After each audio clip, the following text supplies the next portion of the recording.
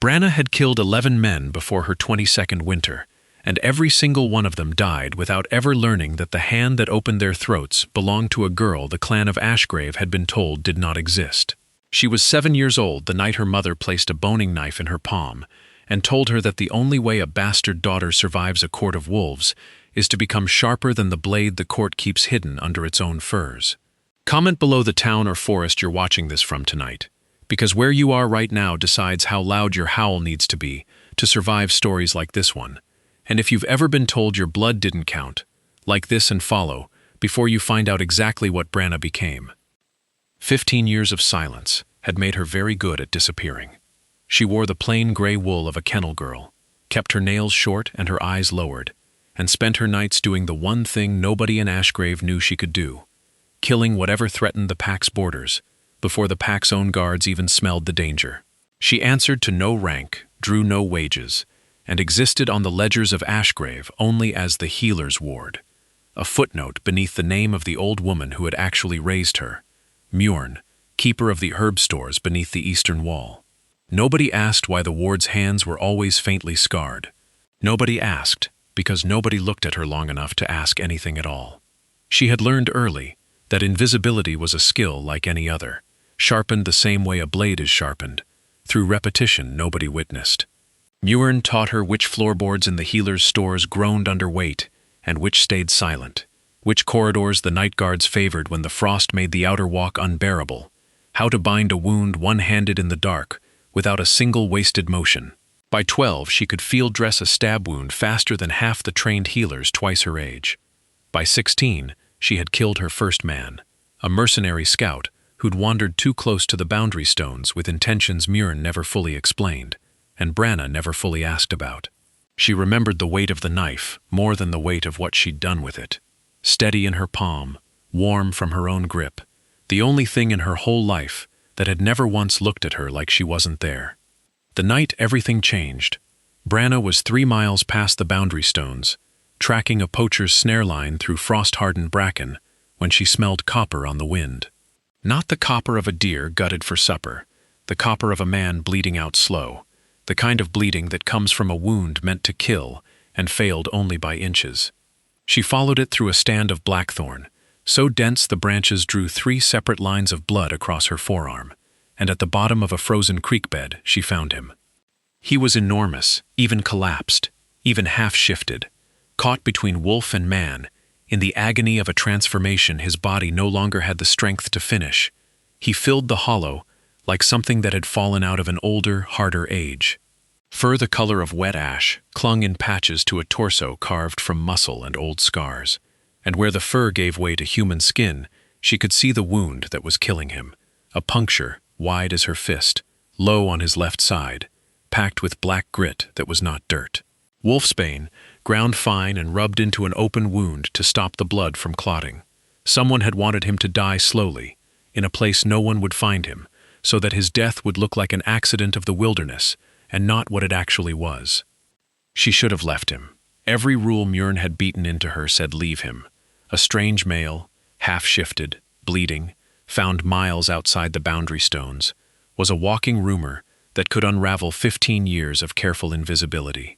Instead, she knelt in the snow and pressed 2 fingers to the pulse point under his jaw and felt it flutter like a bird trying to decide whether it was already dead. "You're not allowed to die on me," she said, mostly to hear a human voice in the silence. I didn't walk 3 miles in the cold to watch that. His eyes opened. Not brown, not gold. A color that shifted between the two depending on how much pain moved through him. Amber sliding toward bronze and back again, like a coal breathing under wind. He looked at her the way a dying animal looks at the thing deciding whether to help or finish the job. And then, astonishingly, he laughed, a wet broken sound that turned into a cough. "Apologies," he rasped. "Next time I'll arrange to bleed out somewhere more convenient."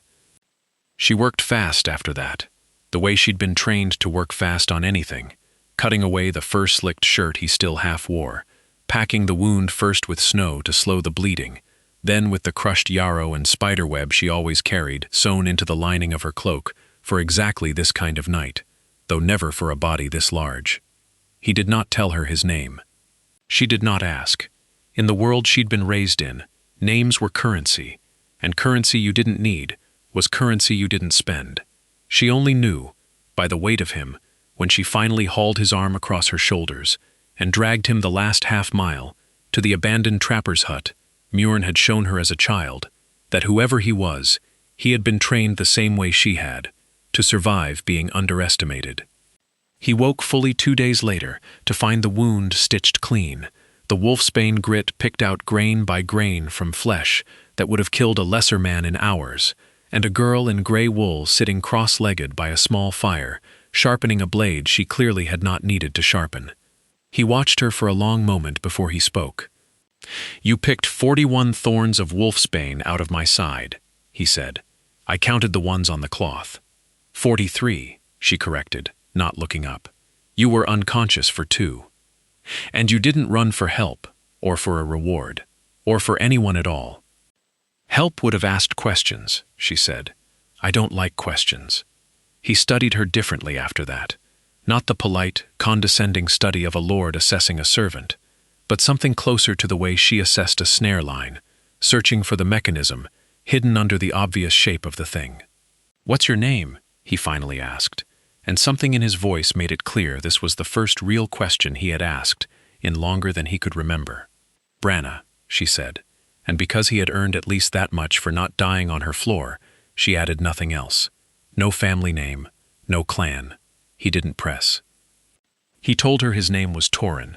He did not tell her that Ashgrave's council had spent 6 days searching the wrong forest for their missing Ardri, or that the wound in his side had been opened not by a poacher's blade, but by his own cousins, in a duel of succession that had been declared fair, and was, in fact, poisoned from the first strike. He did not tell her because a wounded claimant to the high seat who had needed rescuing by an unranked kennel girl was a claimant the council would call weak, and a weak Ardier was a dead one within the month.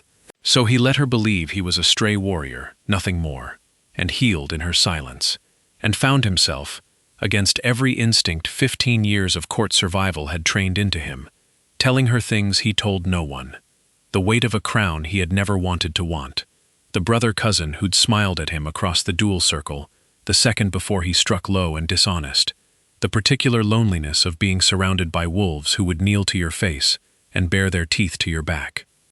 He asked her, on the 6th night, why a girl with hands trained for killing spent them instead on stitching a stranger's ribs back together in the cold.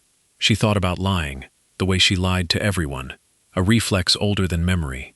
Instead, she told him the truth, watching the fire instead of his face. "Because nobody ever stitched anything back together for me. I decided a long time ago I wasn't going to be the reason that kept happening to someone else." He didn't answer right away, and when he did, his voice had gone rougher than the wound in his side had any right to make it. "Whoever raised you to believe you didn't deserve the same kindness you hand out so easily was wrong, Branna. I hope you outlive every single person who ever made you believe that." She said nothing, because there was nothing in 15 years of training that had prepared her for a stranger seeing that particular wound and naming it out loud. She listened the way she did everything, carefully, without wasting a single motion of sympathy she didn't mean.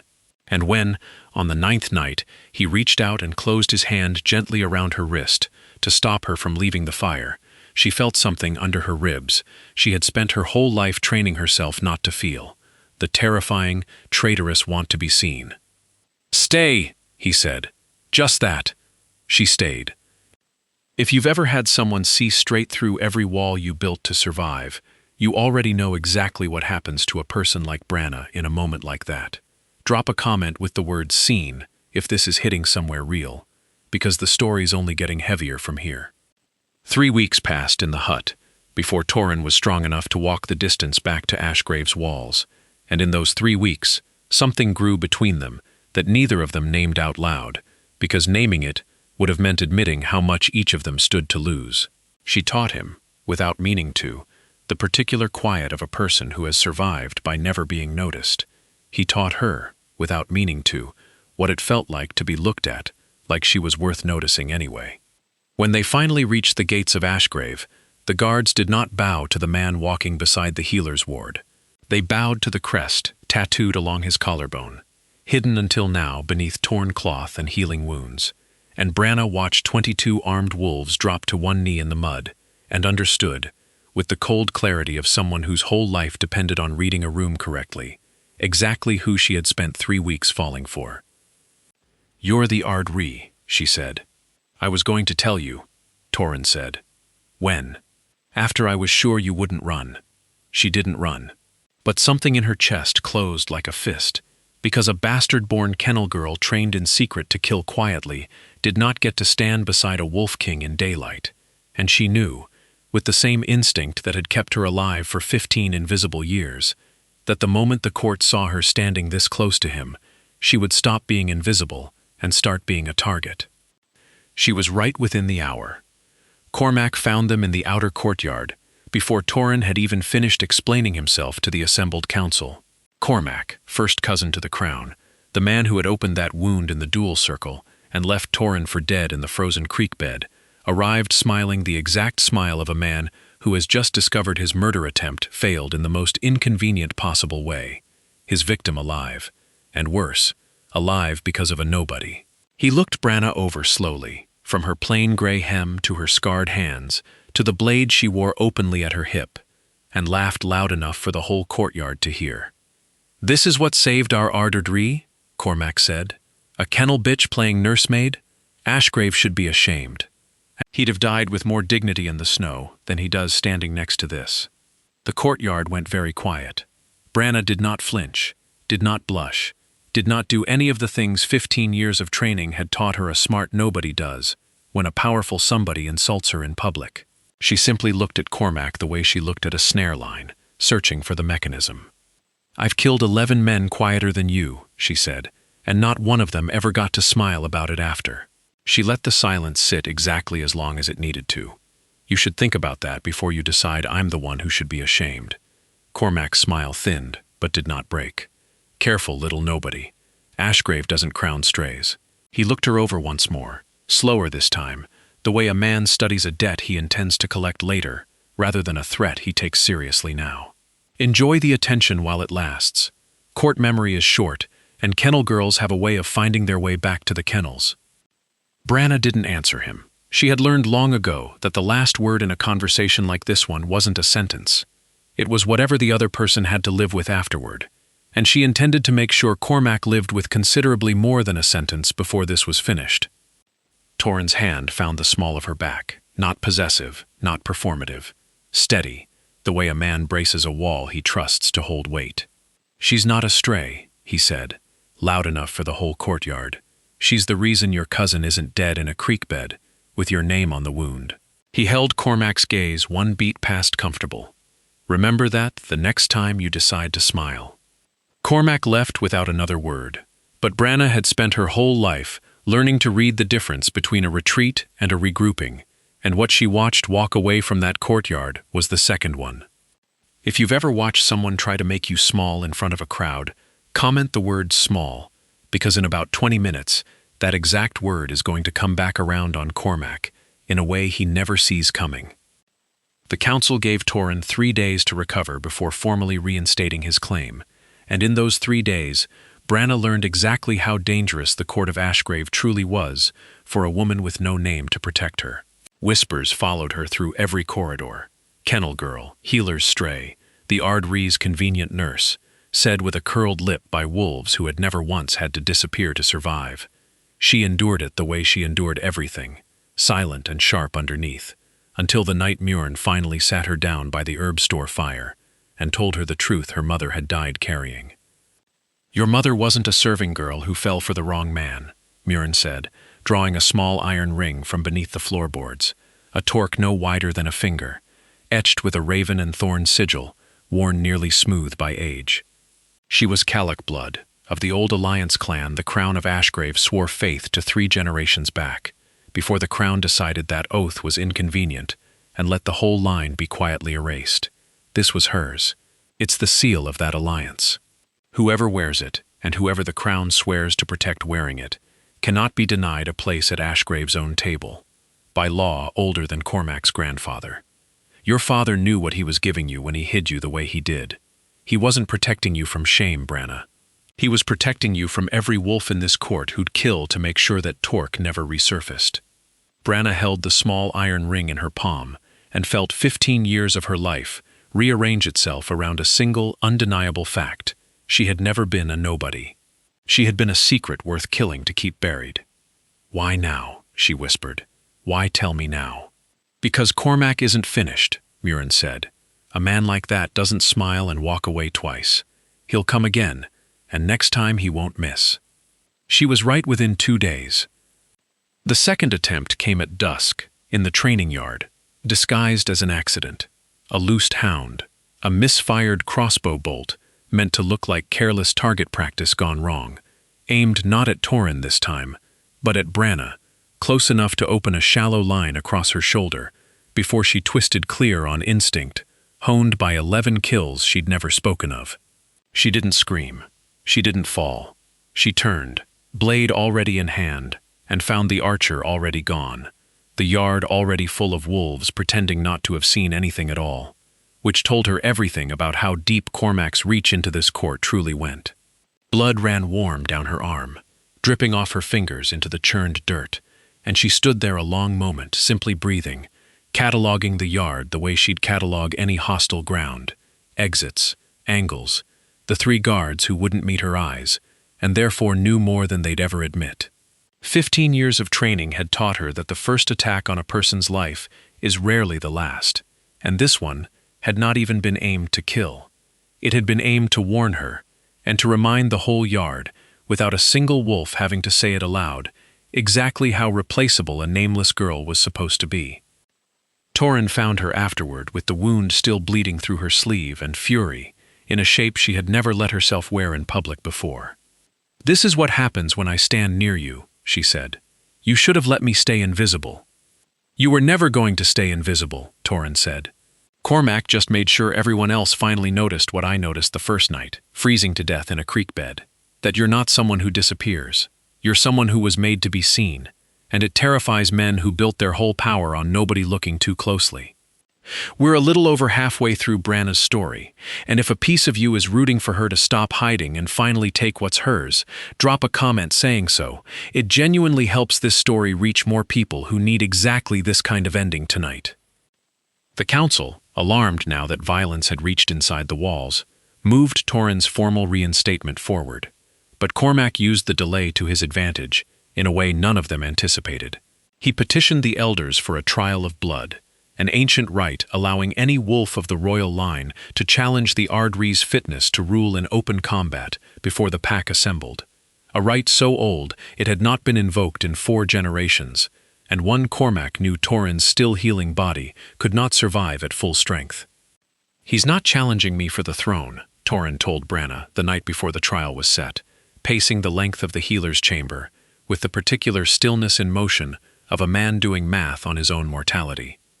"He's challenging me to finish what the dual circle started. If I fight him in 3 days at half strength, he wins clean, and no one can ever call it murder." "Then don't fight him at half strength," Branna said. "I don't have a choice." "You do," she said, and set the small iron torque on the table between them. "You have me."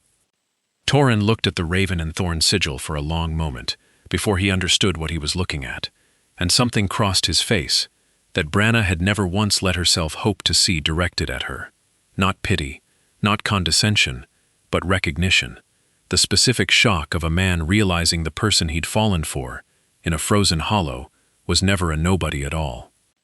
"Callach blood," he said quietly. "The old alliance line. Everyone thought it died out." "It hid," Branna said. "There's a difference. And by the oath sworn 3 generations ago, whoever wears this seal and is claimed by the crown cannot be denied standing at Ashgrave's table, including the right to stand as champion in a trial of blood, in the crown's place, if the crown is unfit to fight alone. You want to fight Cormac for me." "I want to fight Cormac because he tried to kill me in a training yard and called me a kennel bitch in front of an entire courtyard, and I told you already. I've killed 11 men quieter than him. He'll be the 12th, and this time everyone will finally watch me do it." Torin caught her hand before she could pull away, the same grip from the frozen hollow, steady, unshaking. If you stand as champion, the whole court learns exactly who you are. There's no more hiding after this. No more invisible." "I know," Branna said. "I'm done being invisible."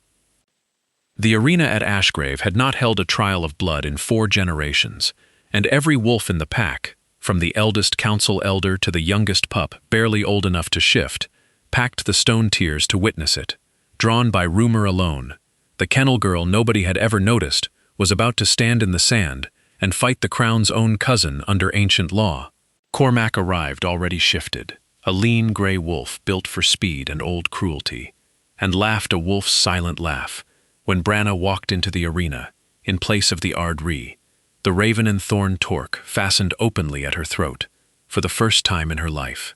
The elders called for the reading of the old law before either combatant could strike, a formality 4 generations dead, and dredged back up, word for word, from a scroll so brittle the reading elder wore gloves to turn its pages, the right of a Cailleach-sealed claimant to stand as champion in the crown's place, unbroken since the first oath between the 2 clans. Cormac's expression flickered, just once, at the sound of that name spoken aloud in front of the whole pack, the first crack Branna had ever seen in him.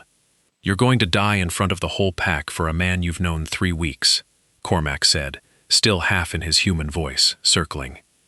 "You said something like that in the courtyard, too," Branna said, drawing her blade, not shifting, needing no fur or fangs to do what she'd trained 15 years to do. "You called me a kennel bitch who should be ashamed. Let's see which one of us the whole pack is ashamed of when this is finished." He came at her fast, faster than his size suggested, and the crowd surged forward with the particular roar of wolves who have never seen anyone move the way Branna moved. Low, economical, every strike a continuation of the last, 15 years of quiet kills, compressed into a fight that had, for the first time, an audience. Sand kicked up in dry gray arcs with every pivot. Somewhere in the packed tiers a child was crying and being hushed, and somewhere else an elder was already writing on a wax tablet, recording a trial of blood for a generation that had only ever heard of them in stories. Branna heard none of it. The whole arena had narrowed, the way it always narrowed in the moment before a kill, down to breath and weight, and the half-second gap between what her opponent intended and what his body actually did. Cormac was strong and vicious and utterly unused to fighting someone who had never once needed size to win. She let him tire himself against her speed, took a shallow bite across her forearm without flinching, and when he lunged one final time, overextended and certain of his win, she turned his own momentum against him and drove her blade in beneath his ribs. Not a killing strike, but the same wound, in the same place, that he had once given Torin, and left to bleed out in a frozen creek bed. 43 thorns of wolfsbane, she said, standing over him as he shifted back to human, gasping, pinned in the sand before the entire assembled pack. "That's how many I picked out of the man you tried to murder and call weak. I counted every one. You should think about that, before you ever decide again who deserves to be ashamed." The arena went silent, and then it did not. 4 generations of pack law meant the elders themselves had to rule, in front of everyone, on what the trial of blood had just proven, and the eldest among them rose with the Torque's twin, an ancient record scroll bearing the Cailleach seal, confirming what Branna had said was true down to the last unbroken line of blood. Cormac was stripped of rank and title on the spot, exiled past the boundary stones by nightfall. His own earlier words, "kennel bitch," "ashamed," "stray," repeated back to him by the elders as the formal grounds for his disgrace, the exact humiliation he had built for her, turned whole and inverted onto himself in front of the same crowd that had once laughed along with him. Aelve, the calculating elder cousin who had quietly funded and shielded Cormac's ambitions from the shadows for years, was exposed within the week when the same council record that confirmed Branna's bloodline also surfaced the ledgers he'd falsified to fund the dual circle poison, and he was stripped of his council seat and sent to the border garrisons in permanent disgrace. Fergal, the young guard who had loosed the crossbow bolt in the training yard, and then stood silent while the whole yard pretended not to have seen it, broke under questioning within a single night, weeping out every name Cormac had ever whispered to him, and was spared exile only because Torin, newly and fully reinstated as Ard Righ, chose mercy over blood, for a boy who had been used more than he had ever truly chosen to betray. If you've ever wondered what it feels like to watch the exact words used to humiliate you get handed straight back to the person who said them, that's the feeling Branna carried out of that arena. And if it hit you too, this is the part where hitting subscribe means you're here for whatever she becomes next. Torrhen named her champion of Ashgrave before the pack had even finished dispersing from the arena, and the Raven and Thorn Torque that had once been a secret worth killing to keep buried became, within a single sunset, the seal recognized openly at Ashgrave's own high table for the first time in 3 generations. Muireann wept, quietly and without apology, watching the girl she had raised in secret finally stand in daylight wearing her mother's true name. And on the night of the formal Alliance Oath renewal, when Torrhen knelt before the assembled pack and declared Branna not merely champion, but bonded mate and equal claimant to Ashgrave's throne, the same courtyard that had once gone silent watching Cormac mock her, went silent again for an entirely different reason, and then broke into a sound Branna had never once, in 15 invisible years, imagined a crowd could make for her.